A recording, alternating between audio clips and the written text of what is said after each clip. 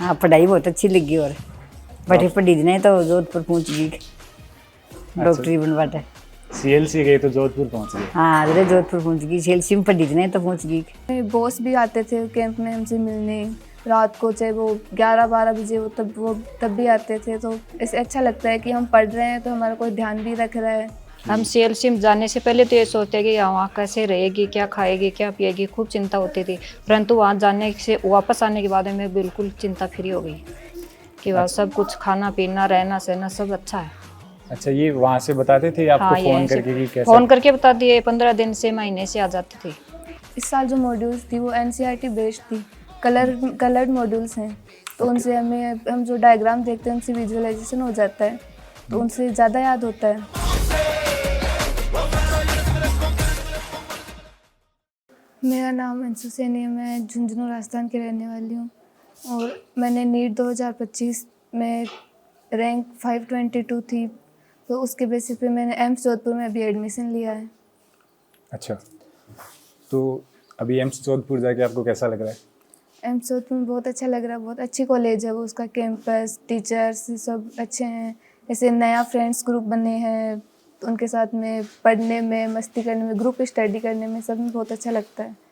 अच्छा, तो एम्स जोधपुर पहुंचने में सबसे बड़ा रोल किसका रहा वैसे?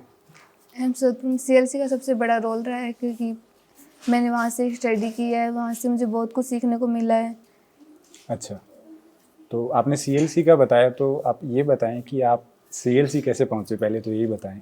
मैं सबसे पहले सीएलसी में ही गई थी और मैंने वहाँ पे जाके विजिट किया, तो मेरे को उसका माहौल सबसे अच्छा लगा।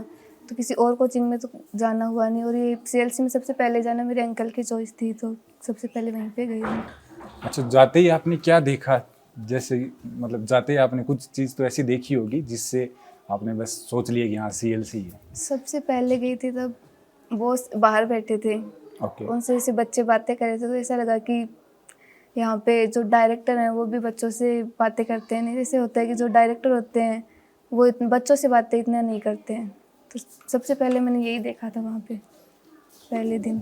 सीएलसी में आपको सबसे अच्छा क्या लगा वैसे? सीएलसी में मैं 3 साल रही हूँ, तो हर साल हर चीज़ में अपग्रेड होता है। जैसे स्टडी मटेरियल हो, कोई भी स्ट्रेटजी होती है, उसमें हर साल नए नए होते हैं, टेस्ट सीरीज होती हैं, तो उनमें अपग्रेडेशन होता है। तो अपडेट करते रहते हैं हर चीज़ को, जैसे जैसे हर पेपर के बाद में कैसा पेपर आ रहा है, कैसा माहौल है, उसके हिसाब से। अच्छा, तो एक जैसे अपन बात करें सीएलसी की फैकल्टी हो गई, तो उनके बारे में क्या कहना चाहोगे आप, फैकल्टी के बारे में? सीएलसी फैकल्टी में जो टीचर्स हैं वो बहुत अच्छे से पढ़ाते हैं वो, और उनसे आप डाउट पूछते हो तो ऐसे प्यार से बताते हैं। उनका जो हमें समझ में आता है, जैसे हमें फिजिक्स किशोर सर ने पढ़ाई, संदीप सर ने केमिस्ट्री पढ़ाई, मैंने उनसे डाउट पूछे हैं। और जैसे गणेश सर, उन सब से बहुत अच्छा पढ़ने को भी मिला और उनसे बहुत कुछ सीखने को भी मिला है। अच्छा, तो एक जैसे आपने डाउट्स की बात करी अभी, तो जैसे मान लो आपके क्लासरूम में डाउट रह गए, तो उसके लिए आप क्या करते थे? सीएलसी में डाउट काउंटर होता है। अच्छा। तो उसका टाइम होता है, वहाँ पे आपको सभी टीचर, सीनियर टीचर्स भी मिलेंगे, सीनियर टीचर मिलते हैं जिनसे आप क्लास में पढ़ रहे हो, उनसे आप डाउट पूछ सकते हो, जिससे हमें अच्छे से समझ में आता है। डाउट जो भी रहा है हमारा वो अच्छे से समझाते हैं। अच्छा, तो गाइडेंस की बात करें तो फैकल्टी आपको गाइड भी अच्छे से करती है? और हाँ, फैकल्टी बहुत अच्छे से गाइड करती है। कभी अगर आपको कुछ ऐसे लो फील हो तो आप उनसे बात करोगे तो वो हमें गाइड करेंगे कि क्या करना है, तो उससे अच्छा लगता है। अच्छा। ओके, इसके अलावा कोई एक खास चीज़ जो आपको वहाँ पे बहुत ज़्यादा अच्छी लगी हो? सबसे अच्छा शाम की असेंबली होती थी, सबसे अच्छी लगती थी वो मेरे को। मैं उसमें जाती थी तो ऐसे बॉस की बातें भी सुनते थे, और शाम को जो हनुमान चालीसा होती थी उससे अच्छा लगता है कि ऐसे अच्छा फील होता है, आध्यात्मिक से जुड़े रहते हैं। कभी कभी नेगेटिव ख्याल आते हैं वो भी दूर हो जाते हैं उससे। एनर्जी आ जाती है हाँ, ऐसे? एनर्जी आ जाती है, एक पॉजिटिव एनर्जी। आप बॉस से मिले हो? जैसे सीएलसी में थे तो आप बॉस से हाँ, मिले? बहुत बार मिलना हुआ है बॉस से। तो उनका क्या रोल रहा, उनसे बातचीत हुई तो उसमें क्या फ़ायदा हुआ आपको उससे? वो डायरेक्टर से ज़्यादा ऐसे गार्डियन की तरह हमें वो मार्गदर्शन करते हैं। उनसे बात करने पे ऐसे अच्छा फील होता है, हमें लगता है कि कोई हमारा ध्यान रख रहा है, हम इसको इतनी बड़ी कोचिंग में कभी अकेले नहीं है। उनसे बात करके मोटिवेशन भी मिलता है और ऐसा लगता है कि एक हमारे गार्डियन है, वो हमें मार्गदर्शन कर रहे हैं हमारा। अंशु, स्टडी मटेरियल के बारे में आप क्या कहोगे? स्टडी मटेरियल मॉड्यूल्स जो इस साल जो मॉड्यूल्स थी वो एनसीईआरटी बेस्ड थी, कलर्ड मॉड्यूल्स हैं, तो Okay. उनसे हम जो डायग्राम देखते हैं उनसे विजुअलाइजेशन हो जाता है, तो उनसे ज़्यादा याद होता है। तो सबसे अच्छे तो वो थी कि जो इस बार मॉड्यूल्स अपडेट हुई है ना, उनको पढ़ने में भी बहुत ऐसे अच्छा लगता है, कलर चीज़ देखते हैं तो उनको पढ़ने का मन ज़्यादा करता है, तो सबसे अच्छा था। ऐसे मॉड्यूल्स थी, फिर उसके साथ में PYQ वो सॉल्व करना, तो मॉड्यूल जो अपडेट हुए सबसे अच्छा वो था। स्टडी मटेरियल में जो CLC ने आपको दिया है, अगर आप उसको सॉल्व करोगे, पढ़ोगे, तो आपको बाहर से और कुछ पढ़ने की ज़रूरत नहीं पड़ेगी, उसी से आपका नीट सिलेक्शन हो जाएगा, वो भी टॉप रैंक के साथ में होगा। एक कैंप के बारे में बताइए, कैंप का एक्सपीरियंस कैसा था आपका?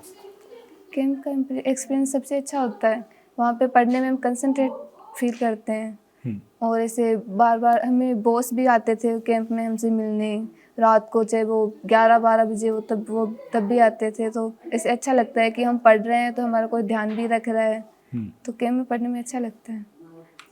टेस्ट सीरीज जो चलती है CLC में, जैसे बायोकेम हो गया, दंगल हो गया, माइनर वाइनर से, तो उनके बारे में बताओ ज़रा।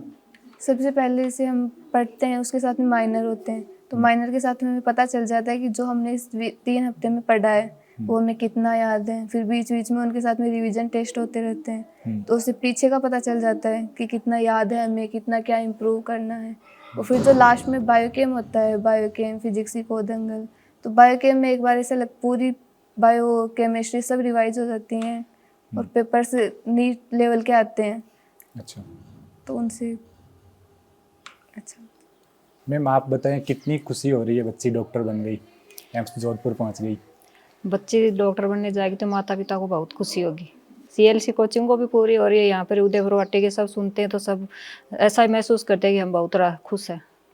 अच्छा, तो अभी बच्ची जैसे एम्स जोधपुर है, तो आसपास से जैसे लोग आते हैं, जैसे एक तो पहले बच्ची जब CLC में तैयारी करने गई थी तब आते थे, उससे पहले आते थे, एक तो तब बात करते थे आपसे, एक अब करते हैं, तो कितना क्या प्राउड फील होता आपको?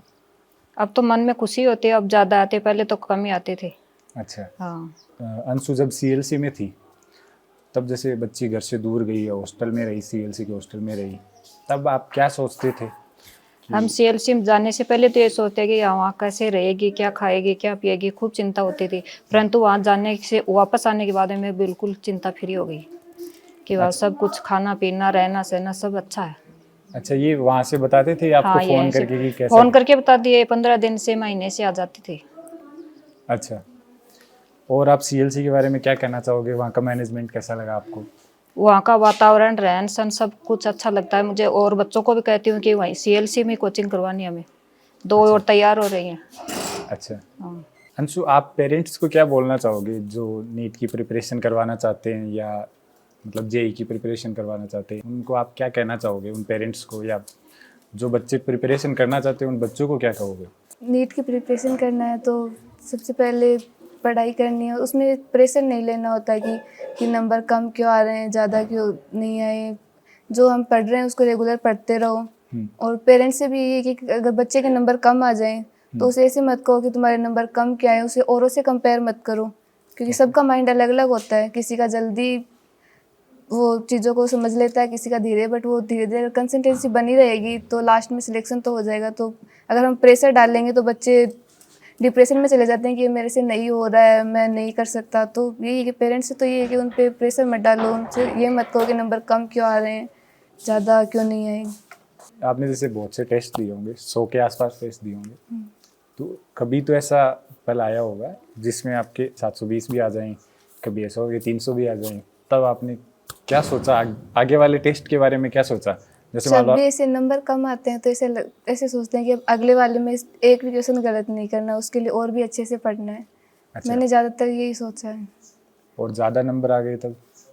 उनको मेंटेन करना है ज़्यादा नंबरों को, कि पढ़ते रहना है ताकि ये नंबर कम ना हो फिर से। अच्छा, नीट की जर्नी में सबसे ज़्यादा इम्पैक्टफुल चीज़ क्या होती है जो एकदम आपको कंटिन्यू करनी चाहिए? रेगुलर स्टडी होनी चाहिए, अच्छा, बीच में इसे रोकनी नहीं चाहिए। कभी कभी होता है कि हम कहीं ऐसे 5-6 दिन तक अगर स्टडी रोक देंगे तो हमें फिर से पढ़ने का मन नहीं करता है।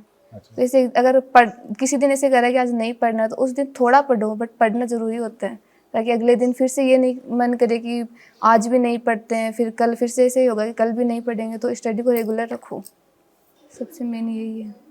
आपको कैसा लग रहा है, आपकी पोती डॉक्टर बन गई? बहुत बढ़िया लग रही है। हमारे परिवार में हम तो नाम करती हूँ। अच्छा हाँ, डॉक्टर बन के। अच्छा। तो आप कभी सीएलसी आए हो? हाँ, सीएलसी आए हो आप कभी? आ जाओ। अच्छा, तो कैसी लगी सीएलसी आपको? हाँ, पढ़ाई बहुत अच्छी लगी। और अच्छा। हाँ, बैठी पढ़ी नहीं तो जोधपुर पहुँच गई डॉक्टरी बनवाटे। सीएलसी गए तो जोधपुर पहुंच गए? हाँ, अरे जोधपुर पहुँच गई। सीएलसी में पढ़ी नहीं तो पहुँच गई। अच्छा अच्छा। हाँ, तो अच्छी पढ़ाई हो रही है। जैसे अंशु घर आती थी तब आपको बताती थी क्या सीएलसी में क्या क्या होता है ऐसे? हाँ, सब बताती। क्या क्या बताएं जरा। पढ़ाई के बारे में जो डिफेंस होता है सब सारी बात बताती। अच्छा, बॉस के बारे में बताया क्या आपको? हाँ, बताया है, बहुत अच्छा ही। मैं तो खुद ही वीडियो में देखा करा मोबाइल में। अच्छा, वीडियो देखते हो आप? हाँ, वीडियो देखा वहाँ को। अच्छा, तो हमने सुना है आप अंशु को एम्स जोधपुर छोड़ने आप ही गए थे साथ हाँ, में? मैं गई जोधपुर छोड़ बाटे।